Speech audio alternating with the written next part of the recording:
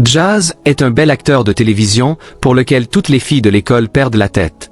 Toutes, sauf Jinana, qui n'a pas de temps à perdre avec les garçons. Elle est toujours plongée dans ses études, aide ses parents et se sent constamment fatiguée.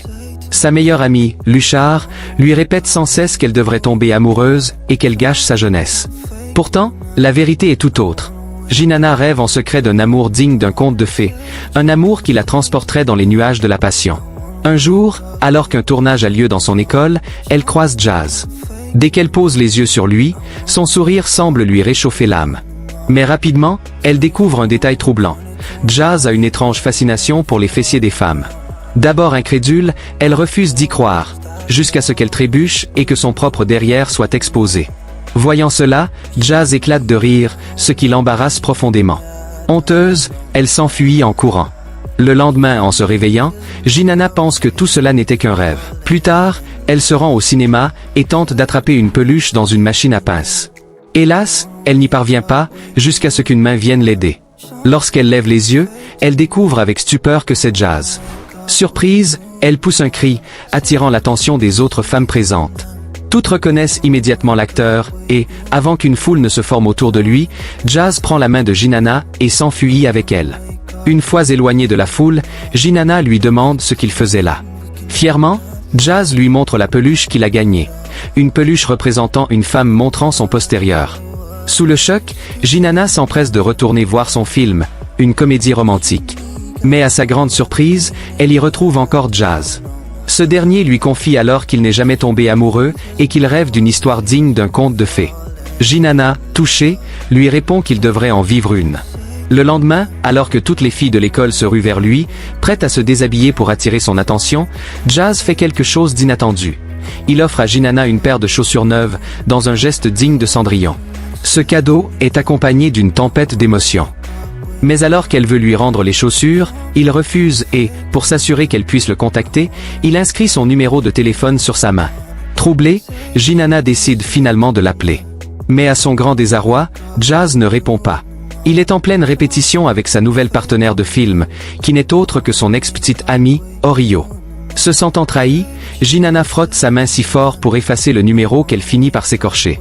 Pendant ce temps, Jazz est sur un plateau de tournage. Les femmes autour de lui deviennent hystériques, mais son regard ne cherche qu'une seule personne, Jinana. Lorsqu'il l'aperçoit dans la rue, il n'hésite pas à sortir de sa voiture pour aller à sa rencontre. Lorsqu'ils se retrouvent face à face, Jinana lui reproche de ne jamais l'avoir appelé. Jazz, surpris, lui assure pourtant qu'il l'a belle et bien appelée, mais qu'elle n'a jamais décroché. Jinana n'en revient pas. Comment peut-il être aussi stupide? Furieuse, elle lui crie de ne plus jouer avec ses sentiments. Mais alors qu'elle tourne les talons, Jazz la retient, s'excuse avec sincérité, et lui dépose un baiser. Certes, il porte un masque, mais l'intensité de ce baiser parcourt tout son corps, jusqu'à s'ancrer dans son cœur. Suite à cela, Jazz lui demande un rendez-vous. Jinana, bouleversée, accepte sans hésitation. Mais alors qu'elle se prépare, cherchant la tenue parfaite, son ami entre soudainement dans sa chambre et la surprend en train d'essayer ses sous-vêtements. Embarrassée, elle le chasse immédiatement. Finalement, Jazz vient la chercher. Lorsqu'elle découvre son immense maison, elle en reste bouche bée. Dans le silence de la soirée, elle perçoit son parfum envoûtant et se sent troublée. Mais ses sentiments deviennent si forts qu'elle en prend peur. Il s'installe alors pour regarder un film romantique. À l'écran, les personnages échangent des baisers enflammés. Gênée, Jinana se cache le visage. Mais au fil du film, elle sent la tête de Jazz se poser sur son épaule.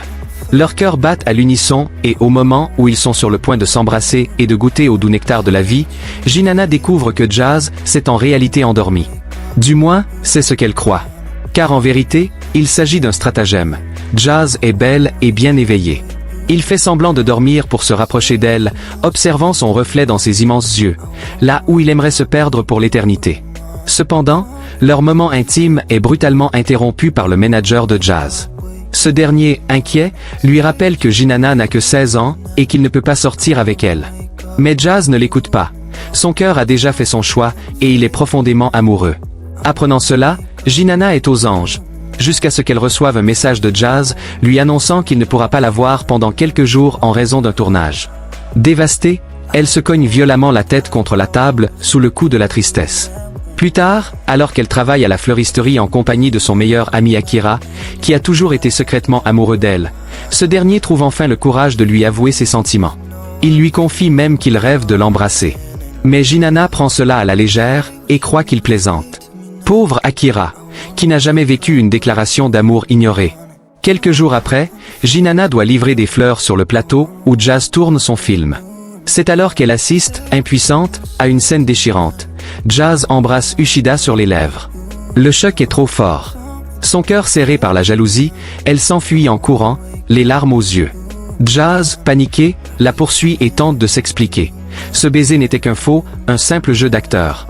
Mais Jinana secoue la tête et lui répond que ce ne sont pas des larmes de jalousie. Elle pleure parce que ce baiser était magnifique, et elle aurait voulu que Jazz soit son premier amour. Face à cette révélation, Jazz s'approche d'elle et tout doucement, lui dépose un baiser, sur le nez. Avec un sourire malicieux, il lui glisse « Je suis un rebelle.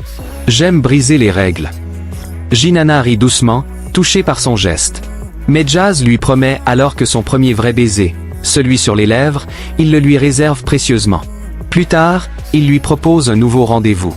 Hélas, Jinana ne peut pas accepter, car elle doit organiser la fête d'anniversaire d'Akira.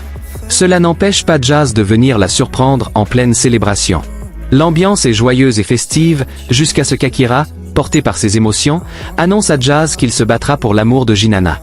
Jazz, sûr de ses sentiments, relève le défi sans hésitation. Il est persuadé d'aimer Jinana plus que quiconque. Plus tard, Jazz confie à Jinana qu'il souhaite passer du temps seul avec elle. Le lendemain, Jinana se rend chez Jazz. Lorsqu'elle arrive, il l'accueille en simple t-shirt, ce qui la rend nerveuse. Elle l'aide à sécher ses cheveux et, en retour, Jazz lui tend les clés de sa maison et lui dit qu'elle peut venir quand elle veut. Le matin, l'après-midi, ou même le soir. Elle est la bienvenue à chaque instant. Le lendemain, Jinana décide d'aller voir Jazz chez lui. Elle sonne à l'interphone, mais c'est une voix féminine qui répond. Uchida. Paniquée, elle ouvre la porte avec la clé que Jazz lui avait donnée et monte les escaliers en courant. Lorsqu'elle arrive à l'étage, son monde s'effondre. Devant ses yeux, Uchida est en train d'embrasser Jazz. Son cœur se brise en 1000 morceaux, aussi fragile que du cristal. Jazz tente de la rattraper, mais Jinana, la voix tremblante, lui murmure qu'ils viennent de deux mondes différents et que, jamais, ils ne pourront être ensemble.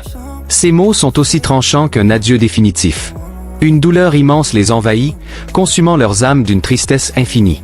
Le lendemain, Akira retrouve Jinana prostrée dans son lit, le regard vide, l'âme éteinte.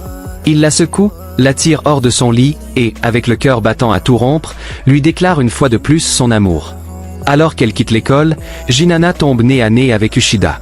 D'un ton glacial, cette dernière lui ordonne d'arrêter de voir Jazz, affirmant qu'elle compte bien le récupérer. Uchida lui révèle une vérité dévastatrice. Jazz l'a déjà rejeté, le jour où Jinana les a surpris ensemble. Cette nuit-là, alors que Jinana tente d'apaiser son cœur brisé, Jazz apparaît à sa porte. Son regard est rempli d'amour et de sincérité. Il lui confesse qu'elle est la seule qui compte, qu'elle est son tout, et surtout, qu'elle est la seule capable de guérir sa vanité blessée. À ces mots, Jinana se jette dans ses bras. Le lendemain, Jazz privatise un parc d'attractions pour organiser une sortie en amoureux avec Jinana, loin des regards indiscrets.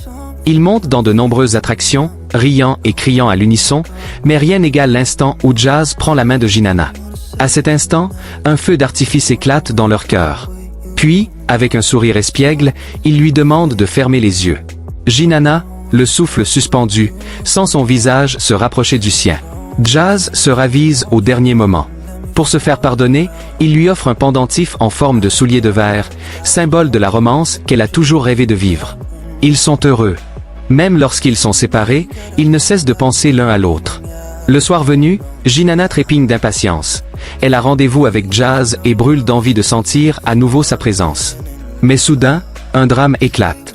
Leur relation est découverte par le grand public et le scandale explose. Tout le monde s'insurge, Jinana n'a que 16 ans et cette idylle est mal perçue. Elle tente de contacter Jazz par message, mais il ne les reçoit pas. Inquiète, elle décide de se rendre chez lui. Mais sa mère l'en empêche immédiatement. Pendant ce temps, Jazz fait face à une tempête médiatique. Sur les réseaux sociaux, il est insulté et critiqué de toutes parts. Son manager lui tend un discours préparé qu'il doit lire à la presse, mais Jazz refuse catégoriquement. D'une voix forte et déterminée, il affirme que Jinana est la lumière de sa vie, Cependant, son manager va plus loin. Il retrouve Jinana et lui révèle un secret sur le passé de Jazz. Autrefois, il faisait partie d'un groupe de musique appelé Funny Bone. Mais après avoir perdu sa voix, il a dû renoncer au chant. Aujourd'hui, il ne lui reste plus que le cinéma. Et s'il perd cela, il n'aura plus rien. Le cœur déchiré, Jinana observe le pendentif que Jazz lui a offert. Elle fixe un rendez-vous au cinéma pour lui annoncer la fin de leur conte de fées. Puis, elle s'éloigne, le laissant seul avec un cœur en miettes. Le lendemain, Jazz tient une conférence de presse. Le regard vide, il déclare à contre-cœur qu'il a commis une erreur et qu'il ne reverra plus Jinana.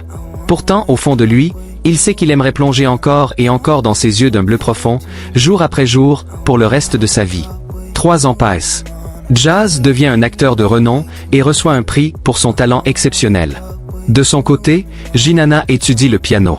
Un jour, le manager de Jazz reçoit une lettre d'Akira qu'il remet à l'acteur. Dans cette lettre, Akira lui confie que Jinana n'a jamais pu l'oublier. Elle erre dans une vie vide de sens, et chaque pas qu'elle fait est une brûlure, un écho de ses souvenirs avec Jazz. Sans hésiter une seconde, Jazz court jusqu'au cinéma où leur histoire a commencé, espérant la retrouver là-bas. Mais lorsqu'il arrive, la salle est vide. Il scrute chaque recoin, mais Jinana n'est plus là. Son espoir s'effondre. Soudain, une silhouette apparaît dans l'obscurité. Jinana. Leurs regards se croisent. Jazz s'avance, le cœur battant, et lui murmure qu'il l'aime toujours. Puis, d'un geste empli d'émotion, il s'agenouille devant elle, symbolisant une nouvelle promesse.